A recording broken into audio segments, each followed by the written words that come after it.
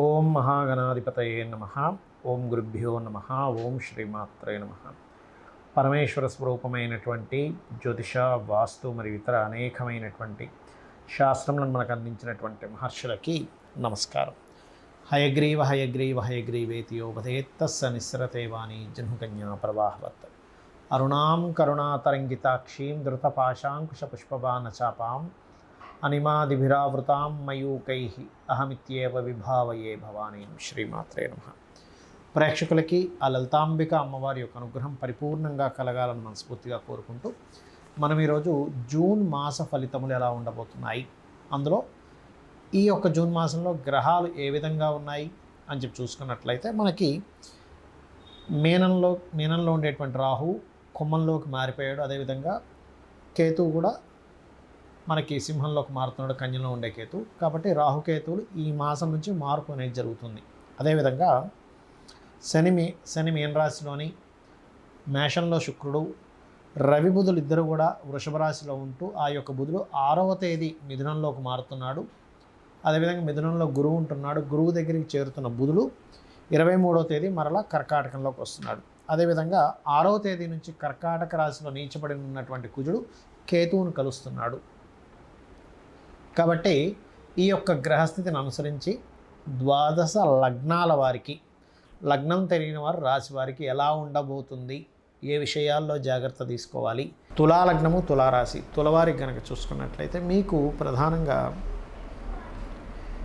ఈ యొక్క లాభస్థానంలో కుజకేతువులు ఉన్నందుకు ఏదో రావాల్సిన పెద్ద లాభం ఎక్కడో ఏదో చిన్న చిన్న డిస్ప్యూట్స్ లేకపోతే ఎక్కడో చిన్న కారణం చేత ఆగడం లాంటివి చూపిస్తున్నాయి. కాబట్టి కుజకేతు గ్రహాల దగ్గర కనుక దీపారాధన చేసుకొని భక్తి శ్రద్ధలతో గణపతిని, స్కందుని తలుచుకున్నట్లయితే ఆగినటువంటి లాభాలు కాస్త ముందుకు కదులుతాయి. ఎందుకంటే ఇక్కడ ధనాధిపతి అయినటువంటి కుజుడు కేతువుతో ఉన్నాడు.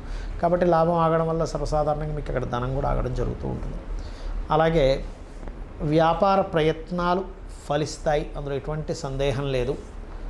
అదేవిధంగా చూసుకున్నట్లయితే ఇక్కడ తాతగారి ఆస్తికి సంబంధించినటువంటి విషయంలో కొంతవరకు అనుకూల వాతావరణం, లేదా మీ యొక్క ఆస్తికి సంబంధించిన ఏదైనా గవర్నమెంట్ దాంట్లో ఆగిపోయినటువంటిది గవర్నమెంట్ సపోర్ట్ ద్వారా కొంతవరకు కలిసి రావడము అనేటువంటిది చాలా స్పష్టంగా గోచరిస్తుంది. అయితే ఈ తులావారికి 6వ స్థానంలో ఉండేటువంటి శని ముఖ్యంగా నిత్య జీవిత కారకుడు. సహజంగానే శని 6వ స్థానంలో ఉన్నప్పుడు పట్టుదల, మీరు ఎంతైతే ఎఫర్ట్ పెడతారో ఆ ఎఫర్ట్కి తగ్గట్టుగా ఫలితం రావడం అనేటువంటి చాలా స్పష్టంగా గోచరిస్తుంది. అదేవిధంగా ఈ లగ్నానికి పాపి అయినప్పటికీ గురువు సహజంగా 9వ స్థానంలో కొన్ని మంచి ఫలితాలు ఇస్తాడు గోచారంలో.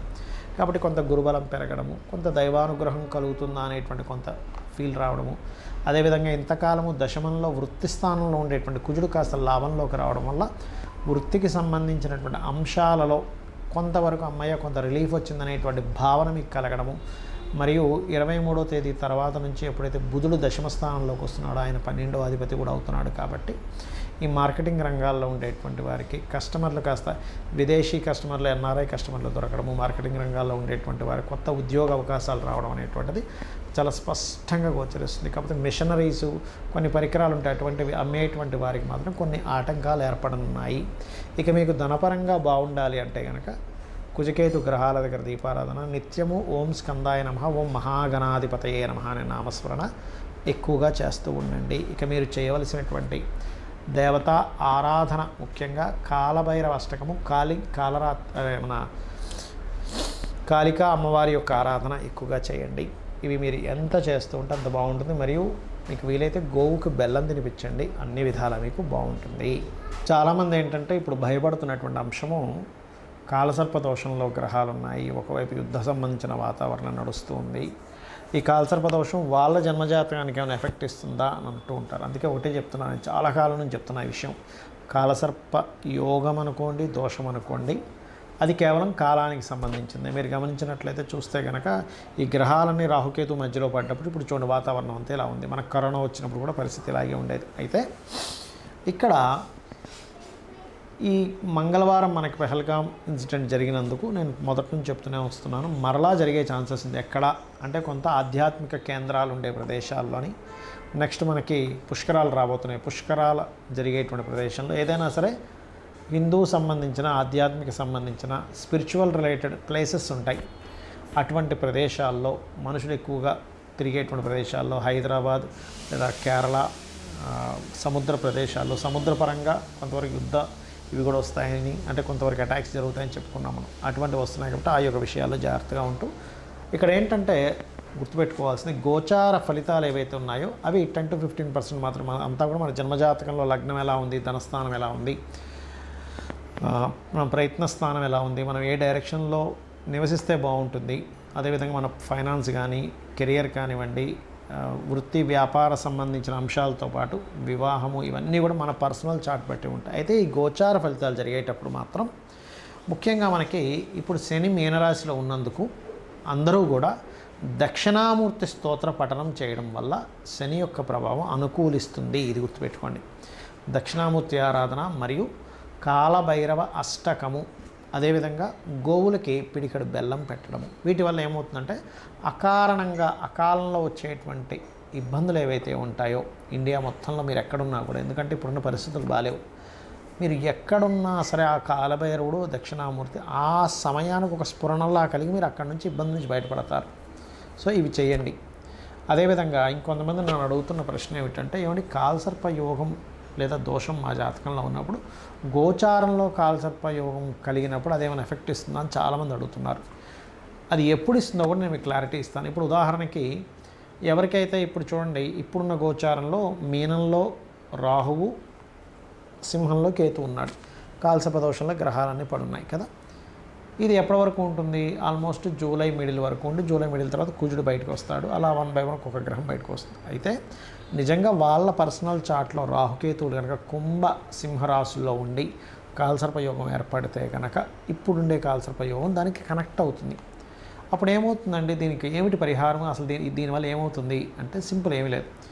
మనకి చూడండి, ఇటు ఒక గేట్ వేసేసి మధ్యలో అందరి నుంచి వస్తే ఇటు కదలకుండా అయిపోతుంది చూసారా. అలా ఏంటంటే కొంచెం మనకి వర్క్స్ అన్ని స్ట్రక్ అవుతూ ఉంటాయి. అలాంటప్పుడు దానికి పరిహారం ఏమిటి? రాహుకేతు గ్రహాల దగ్గర దీపారాధన చేసుకోవడము, చక్కగా ఆ యొక్క కాళహస్తికి వెళ్ళి ఆ పరమేశ్వరుని దర్శనం చేసుకోవడము, అక్కడ వీలైతే రాహుకేతు పూజ చేయించుకోవడము. చాలామంది ఏంటంటే కేవలం రాహుకేతువులకి ప్రాధాన్యత ఇస్తారు, కానీ అక్కడికి వెళ్ళినందుకు రాహుకేతువులతో పాటు అక్కడ ఉన్నటువంటి పరమేశ్వరుడి యొక్క అనుగ్రహం ద్వారా మనకి కష్టాలు తొలగిపోతున్నాయనే విషయం మర్చిపోతుంటారు ఆ దర్శనం ద్వారా.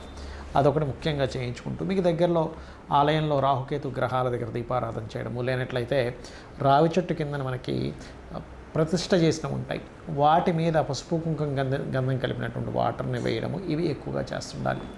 అయితే మనకి రాహుకేతువుల మార్పుల వల్ల ముఖ్యంగా మనకి జరిగేది ఏమిటంటే, కేతువు మార్పు వల్ల ల్యాండ్ రేట్స్ చక్కగా పెరుగుతాయి, బంగారం కొంతవరకు ఆగుతుంది ఒక దగ్గర, గురువు మిథునంలోకి వచ్చినందుకు కొంచెం వాణిజ్య సంబంధించిన విషయాల్లో బాగుంటుంది. కాకపోతే మీనంలో శని ఉన్నందుకు కొన్ని, అంటే సహజంగా ఇండియా పాకిస్తాన్ యుద్ధం పక్కకు పెడితే వాళ్ళ స్ట్రైక్స్, సర్జికల్ స్ట్రైక్స్ ఎక్కువ జరిగే ఛాన్స్ ఉంది. కానీ వేరే దేశాలు ఇన్వాల్వ్ అయితే మాత్రం అణుబాంబులు వేసుకునేటువంటి ఛాన్సెస్ వరకు వెళ్తుంది. వేరే దేశాలు అన్నీ కనుక ఇన్వాల్వ్ అయితే, కేవలం వీళ్ళిద్దరి మధ్యన అయితే అంతవరకు వెళ్ళదు అనేటువంటి చాలా స్పష్టంగా గోచారం చూపిస్తుంది. ఎందుకు చెప్తున్నా అంటే, చాలామంది ఈ ప్రశ్న నన్ను అడుగుతూ ఉన్నారు.